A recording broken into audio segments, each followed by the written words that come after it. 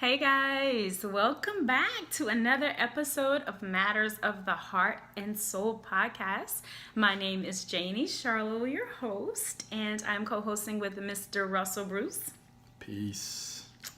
All right, guys. So it feels really good to be back in our environment during this next episode, and we have a really good episode lined up. We are going to be talking about the 7 steps to enlightenment, and we're gonna, discuss what enlightenment means, and we're gonna talk about the 7 steps on getting there.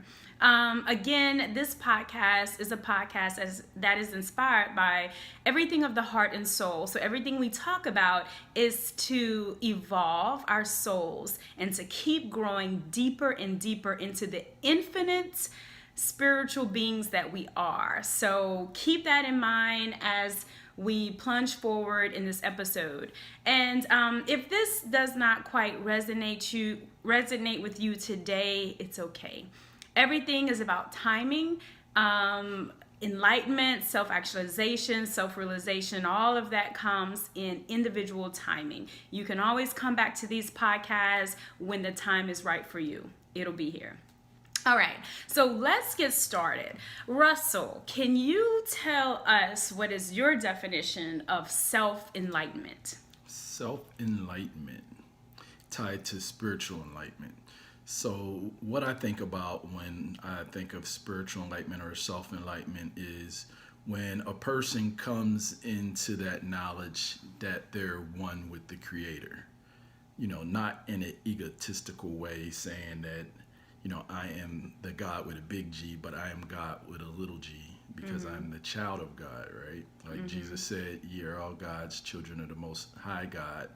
And what that actually means is that we are microcosms of the macrocosm, that we are connected to God, and that God is not just some being or some guy out there in space or in the clouds or whatever, but God is in everything and everybody and everywhere at the same time because it's a spiritual force, it's energy. So when we finally come into that actualization that we can go within to speak to God, that you don't need a mediator between you and the Creator, and nothing gets closer to inside of you than yourself, so it's like that journey that we make from our minds to our hearts is the greatest pilgrimage that we'll ever make.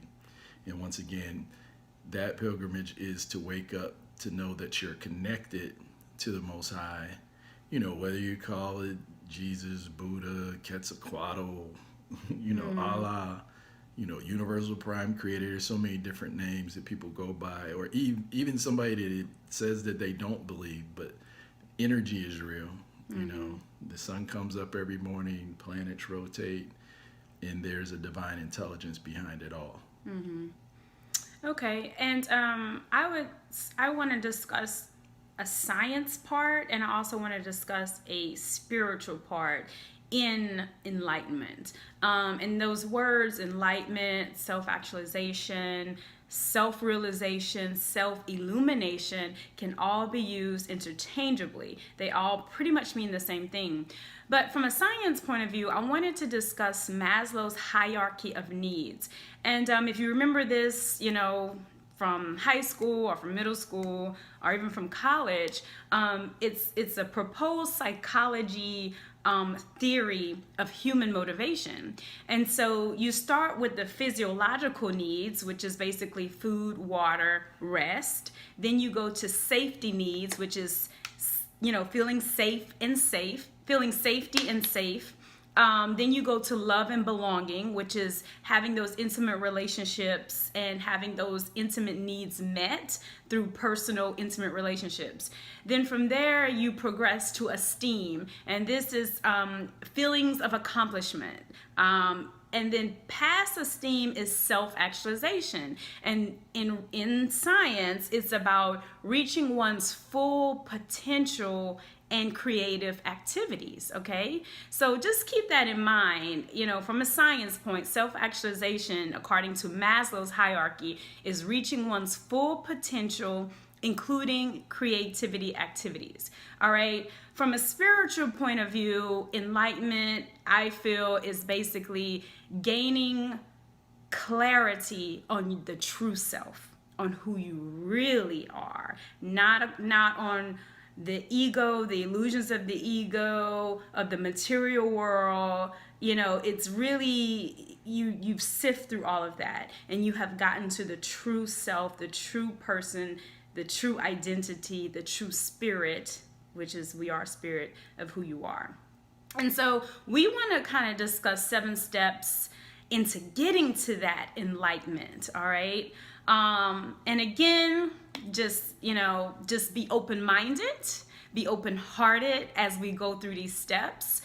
This is not a linear process. You may go from one thing to the other. You may stay at one step lifetimes, because it is actually, like Russell said, it is coming to the knowledge that you are one with this greater force out there. That oneness is a part of you. You are a part of it. All right. So let's get started. We're going to first start with the first step, and we call it purification. Let's talk about that. Purification is basically burning out the negatives. It is letting go of self-limiting beliefs, dissolvement of the ego. I'll let you chime in right there and I'll come back to it. Yeah, so if you look in science, like a lot of times if scientists want to know what something is made of, they put it under fire, right?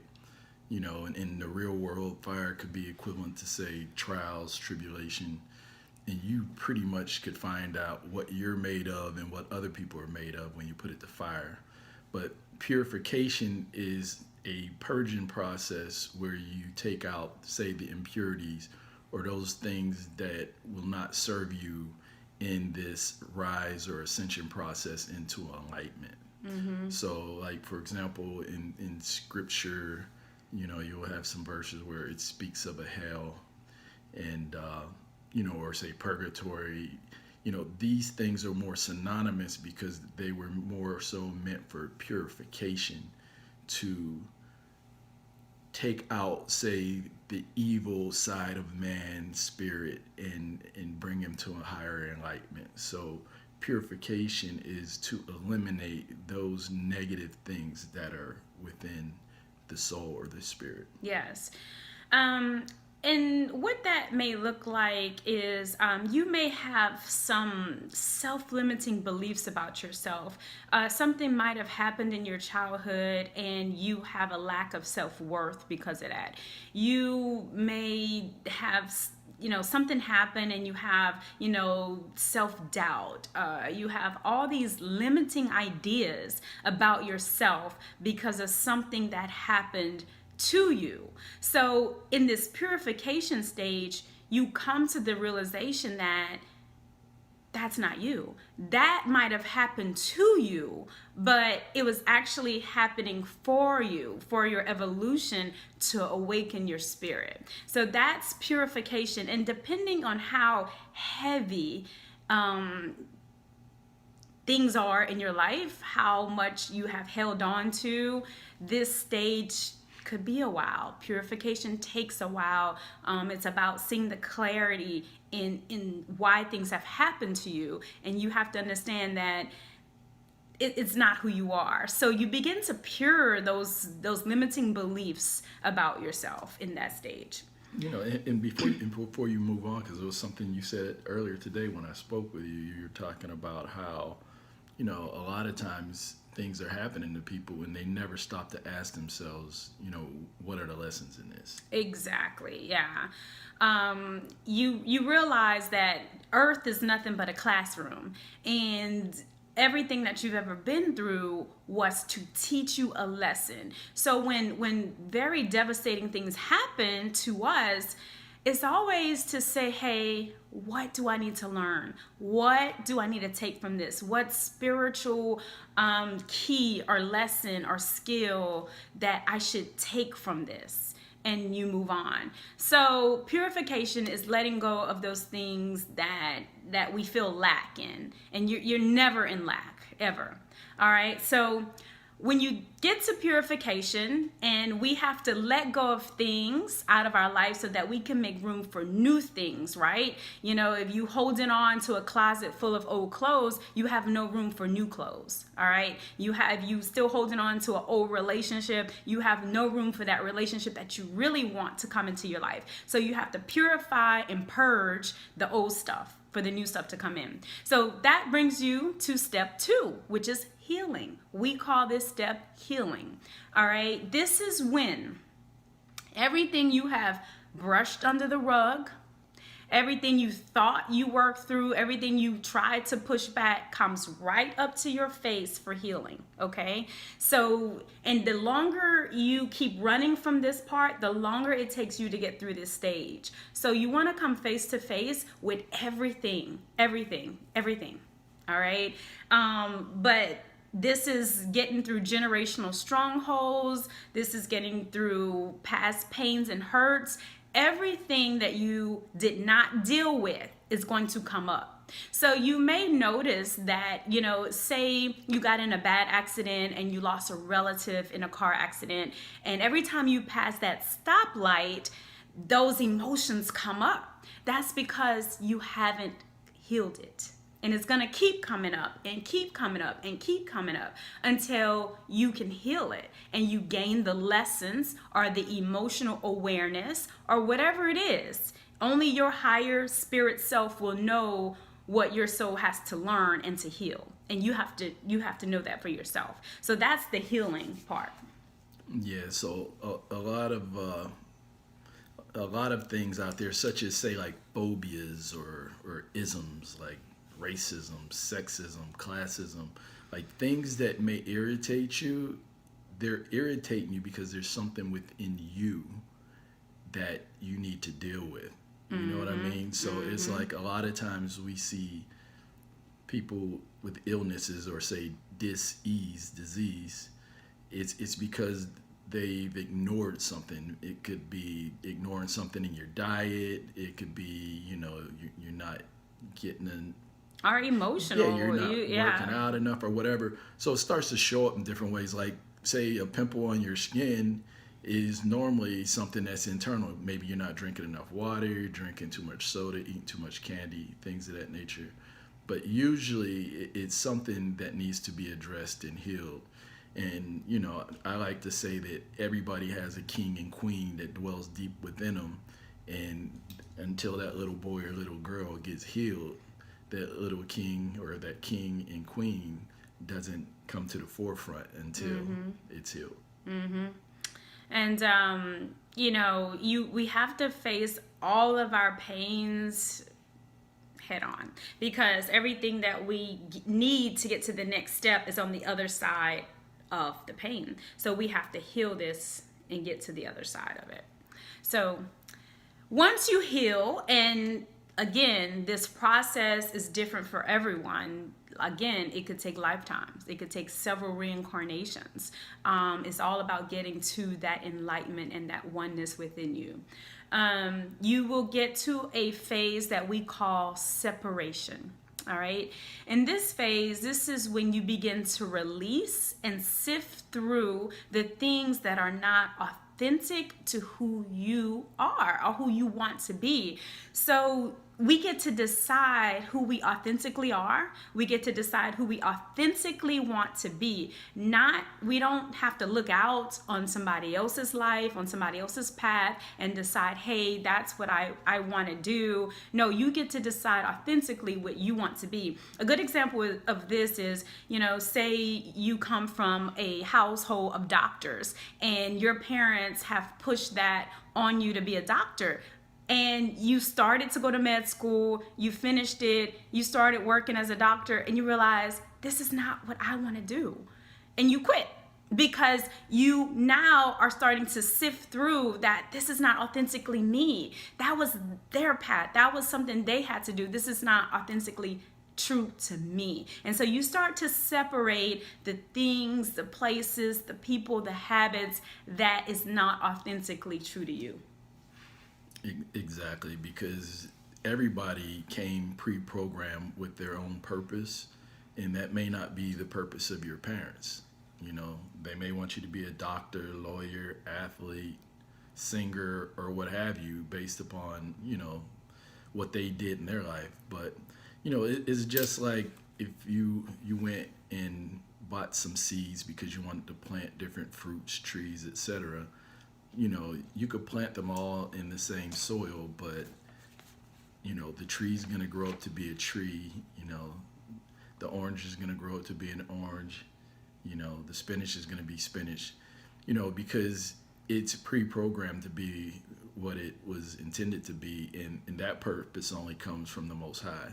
You know, so, you know, and we're both parents, so as parents, basically all we could do is be guides. Just make sure that we give them good soil, good water, and sunlight, you know, to make sure that they have the best possibility to grow, and give them a good environment, which is Absolutely. good soil. Yeah. And so that is that separation stage. And again, there's no set time on how long this takes, because sometimes you may start to feel, hey, I'm getting into my authentic self of what's true to my soul, and then bam, you're hit with something you have to heal.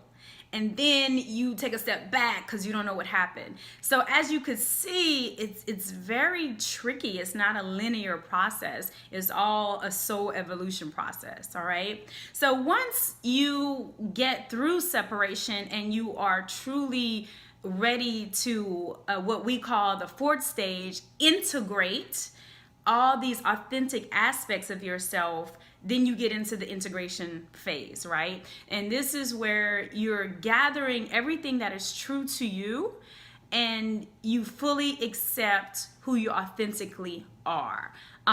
In this phase, you know, I fully accept being an infinite spiritual being. And so I understand that I have to integrate that into my life for that to become alive in my life.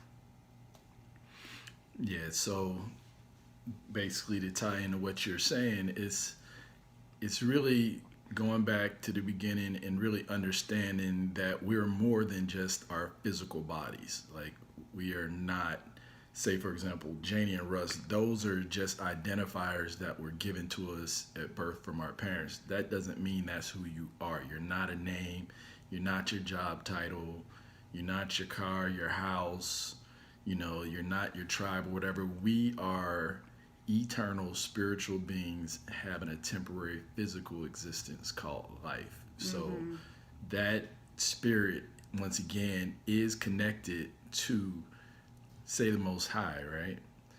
And, you know, it's pretty much like we are just drops of water in the ocean, right? You can go out, you can get that water out of the ocean, put it in a cup, take it home, put it in the freezer, you know, put it in your drink, you know, do whatever, or you boil it, you know, it turns into steam, it goes back to the clouds, it rains, it goes back to the ocean, it goes back to its source.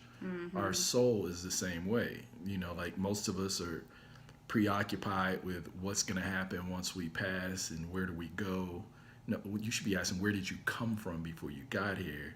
And once you realize that it's cyclical in nature, that we've come and gone plenty of times, and that your spirit is infinite, and that is constantly refining.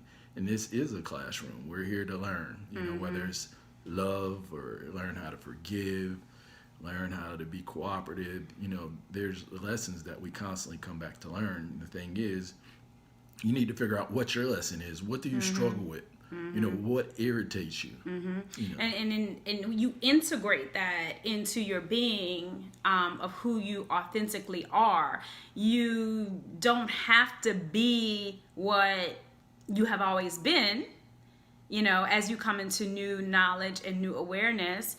And you start to just pick up the pieces that were left in different phases of your life of what is authentically you, and you start to integrate that into your true self. All right. And I hope that step is kind of clear, but basically you just integrate all the aspects of yourself that is authentic to you, and the part that's not authentic, you leave it out. All right. So Once you get through integration, and that step could take a while, you will get into a deeper connection. And this is step 5. And this step is what I like to call, it's kind of like a nestling phase, because you get a deeper connection within yourself. You come into yourself. You start to spend a lot of time with yourself in meditation. You start to just want to be alone. You start to like your own energy. You start to really understand who you are. This is also sometimes this is also, we connect with our higher self, because we start to hear the inner voice, and we start to know what is our inner voice versus the outside world or their inner voice, So you start to realize what is your higher self, and you start to really be able to discern that. Yeah, and once again, piggybacking off of what you said. So it's like truth is that which is aligned with reality. So it's like, we get these thoughts in our head, and a lot of times if you watch a lot of television, it just depends on if you're around a lot of people. A lot of the chatter that you hear in your head is embedded in your subconscious of what you're getting from other people. And we say that a lot, but it's so important to get to enlightenment, because until you can sift through what is true to you and what is not, you're going to constantly be in a battle of, okay, what's me and what's not me? Is this my thoughts or their thoughts? So we say that a lot, but it's very, very important to get through these stages. So, and when she mentioned about being alone, and it's not so much about isolating yourself, running away from people, it's more about being in solitude. There's a difference between isolation and solitude. Solitude is more or less you're just getting away to get more in touch with yourself, right? So that's where, you hear people talk about prayer and meditation.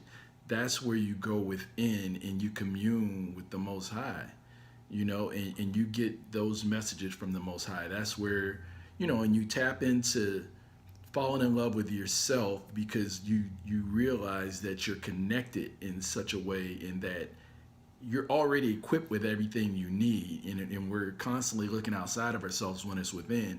And once you start to figure that out and you're tapping into love, because now you love yourself and your connection to the Creator, it's like now you're in the most creative energy possible. And now you begin to create things. And this is where people begin to write poetry and music and food and medicine and healing and things of that nature. You start to really realize that you're infinite. It's like the only thing that you're limited to is your imagination and your thoughts. And this deeper connection phase is also where you could experience the dark night of the soul. And what that is you basically come face to face with your inner world. So you really come face to face with your own thoughts. And you start to understand what has been your own illusions and what are some of the things that you have brought forth in your own life through your own thinking. So again, you really connect to the inner expansive world, and you start to detach from the external material world. And it's building a deeper connection with self, to listen to your own soul. And to sum that up, it's you're realizing you're more spirit than ego. Because that ego is more attached to this material world. And it's like there's a saying, it said that man began to lose himself when he discovered the mirror. Because when he discovered the mirror, he became more preoccupied with his image more so than his soul. So it's like we're worried about how we look, what car we drive, what kind of house we're in, and we're caught up in all the isms, and your soul suffers. Because at the end of the day, when you pass over, it's not about your car, it's not about your race, it's not about what political affiliation you have or any of that stuff. It's minute. Not saying it's not important in this reality, but we can't place more value on that than spiritual things. Yep. And I want to say in this phase, don't feel like you're weird.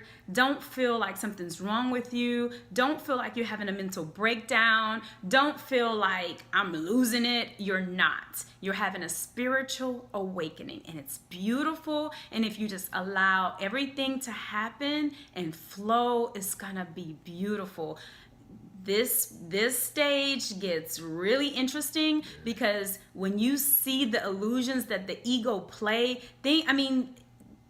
stuff that we just don't know that's occurring, it's interesting. So you're not crazy. You're just having a spiritual awakening. Keep going. You're never alone on the journey. Ask your higher self for help. You have spiritual guides that are here to help you every step of the way. Ask for help and be open to receive. Don't think it's crazy. When you get an answer, oh no, it's just a coincidence. No, that's spirit. Do not do that. Know that when you ask, you will receive. So just know you're not crazy. Call us, shoot us a message. You're not on this journey alone. This is happening for you, not to you. It is happening for your soul evolution, and the process is amazing. I really wanted to put that there. In this phase, you come to new realizations as well. And one last thing, and that's where my whole concept of the vibe tribe came from, is seek out your tribe. Yes. Seek out those people who share similar thoughts and beliefs and going through it, because if not, you will isolate yourself instead of going into solitude. You'll start to think you're weird. People will think you're weird. And all this other stuff. But it's like when you find out that there are a lot of weird folks out there. Most people that invented some of the greatest inventions, the greatest music, everything, they were all once looked upon as weird. But now we look back at the Teslas and the Einsteins and the Imhoteps and all these people and see the genius that was within them. So. And you will find your tribe. Just know that you got to let go of the other stuff that no longer serve you, all right? And it's going to feel like a real tearing apart because your spirit is trying to rise. And it's really beautiful, but it could be really painful and really just like uncertain if you don't have that spiritual maturity to know what's going on. Okay, so that's step 5, that deeper connection. You really go within. You could have the dark night of the soul. You could really start to see the illusions of the ego. That ego dies off, and the ego does not go out without a fight. Just know that. All right, so once you get through that, now it's like you come into step 6 of what we call application. All right, it's like this new you have evolved, and you've come into these new realizations. You've come into the fact that, hey, God is within me, not out there. God is within me. I am co-creating my reality. I can harness the power of all that is and live the life I want. So now you have to apply this in your life. You have to, okay, how do I apply this? And it's like a baby trying to walk again, all right? You get in your balance, you might fall down a little bit, you pick yourself back up, and eventually you're very stable, you're not so wobbly. But this is when you're walking in that application, you're using the wisdom, right? You're using the knowledge and you're applying it into your life. You've come into all these wonderful spiritual realizations about yourself. And what's the point of having it if you're not going to apply it? Yeah, it's all about knowledge, wisdom, and understanding. Mm-hmm. And wisdom is the application of knowledge, because it's like I always say, our lives will not change when we know what to do. Our lives will change when we do what we know. Absolutely. Because we could walk around after reading 1,000 encyclopedias and, going to the Smithsonian, reading every book on the shelf. If you don't do anything about it, it's worth nothing. Mm-hmm. Absolutely nothing. So you have to apply it, and that's where the wisdom comes into play. Mm-hmm. And then step 7 is the oneness with all that is. You realize, you come into the knowledge, you fully understand, there's complete clarity that you are one with the Creator is one with you. You are one spark in the whole spirit body. That's all one. All right, so we're all a part of this same force, energy, and it connects us all. It is within me, it is within you, and it connects us all. So as I evolve and work on myself and my healing, I therefore help the whole body of humanity to evolve. That is why it's so important individually that we reach individual self-enlightenment, self-actualization, okay? Because we are contributing to the whole body of humanity, right? And so we have to understand that some of our angst and our pains, such as racism, if we've had to endure racism, we have to understand that what do I have to learn in this? What is it that my soul is trying to teach me through having to endure this pain? Okay? So everything. And I'm just going to say that, when your soul decided to reincarnate this lifetime or the next lifetime, you chose every part of this. You chose whether you're going to be black, white. You chose whether you're going to be in a poor or rich family. You chose where you're going to be on this planet or another planet. You chose all of those circumstances so that you could learn the lessons to evolve into self-actualization.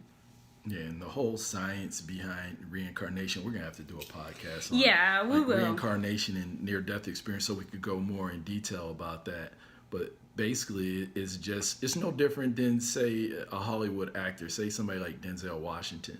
One day he has to play a hardcore criminal in Training Day, and then the next day he's playing Malcolm X, and plays all these different characters. So it's like it's the same, say, soul, but they live out in different characters to learn different lessons. So that's pretty much the whole theory or philosophy behind reincarnation, whether you believe in it or not. Right. The more you and we're study, not trying to convince anyone. Yeah. Again, if these things resonate with your soul, awesome. If it doesn't, pass it along. Toss it in the trash. Exactly. It's all about what resonates and what you know to be true to you. All right. And all we ask is that you have an open heart and an open mind to it. That's how we evolved, by being open. And another thing in talking about the oneness, there's an African proverb that states, it says, when I was searching for myself, I found God. And when I was searching for God, I found myself. Mm-hmm. So the deeper that we dig, say for myself personally, a journey I took trying to find out more about my history, because we don't get a lot of it here in America about African history or world history in truth. We get a European resume. So, studying that, I studied the history of Africa, and, of course, Egypt is in Africa. So in studying Egypt, I seen where most of the spiritual and religious foundations came from, and in studying that, it took me, say, back through the angels and back to the universal prime creator. And, so that saying, when I was searching for myself, I found God. And when I searched for God, I found myself. So it's one and the same. And once you reach that, your confidence level goes up, your view of the world changes. Yeah, life just becomes so easy and peaceful because you have nothing to prove. You don't have anything to prove to anybody because within holds the key to everything anyway. And you don't seek validation. Oh no, when it's not that's warranted. all of the ego, having to prove who you are, self-worth, having these, you have to accumulate, have to do these things. That's all of the ego. And trust me, we've all been blinded by the ego at some point. So it's all a part of everyone's journey, and it's okay. Every soul will eventually evolve. There's no wrong turns. You just have to come back and take the test again. That's all. It was something I did want to say, and I just lost it. Oh, well. Oh, well. Yeah. It'll come to I think me I later. cut you off. Yeah. So we were talking, I think that's when I mentioned the oneness or searching for God. So it was something dealing with the oneness. Yeah. Save it for another podcast. Yeah. So, guys, this has been 7 steps to whatever you want to call it, all right? We're calling it enlightenment. Some people call it self-actualization. Some people call it self-realization. Spiritual alchemy. Some people call it self-illumination. It's all basically getting to the point Being reborn. Exactly. It's all getting to the point of who you truly are. And here's some questions just to kind of get you to ponder on. Who are you without your race? Who are you without your money? Who are you without that relationship? Who are you without that platform? Who are you? Who's the true you? And those are just some things for you to ponder on, for you to search within yourself, to figure that out. Who are you without that thing you're currently identifying with? And that's so true, because who are you without that illness and that sickness? Because sometimes we focus on our illnesses and our sicknesses. Who are you without that disease? Who are you without all of that?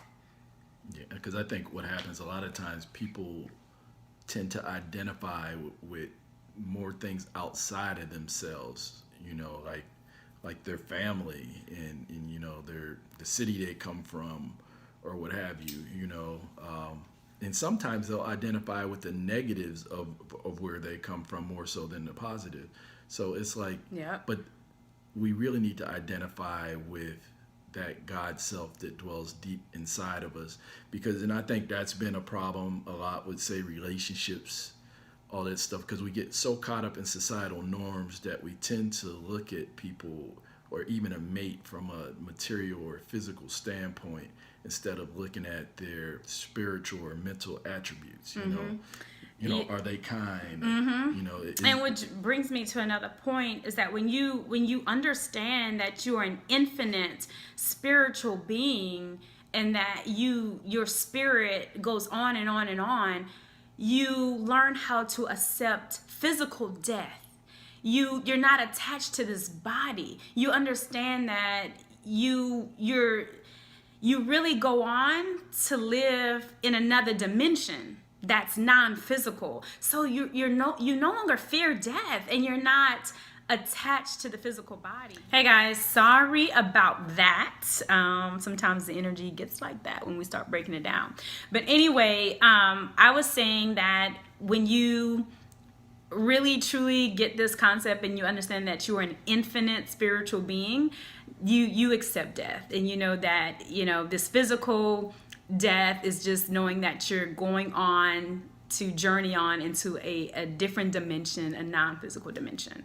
And I guess we could start to wrap it up if you want to add something to that. So that is more of a transformative thing, Mm-hmm. Similar to a caterpillar going into its butterfly phase. Yep.